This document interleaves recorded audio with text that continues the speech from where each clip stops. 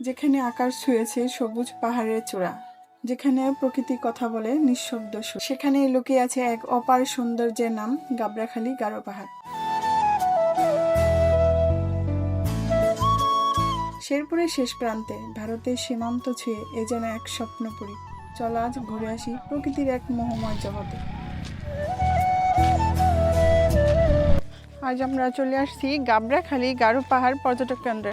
আর এই যে হচ্ছে টিকিট কাউন্টার, এখান থেকে আমরা টিকিট নেব। ভাই টিকিট কত করে? 20 টাকা করে। এখন চলেন দেখা যাক।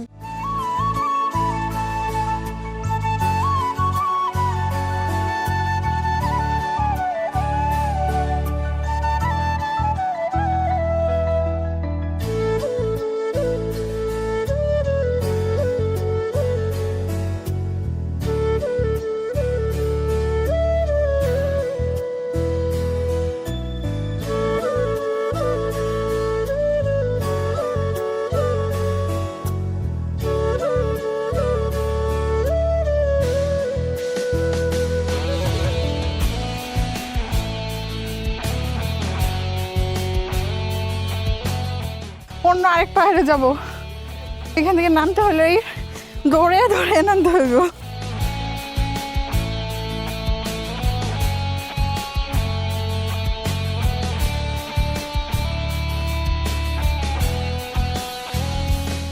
চলে আসছি বাংলাদেশের শেষ সীমানায়।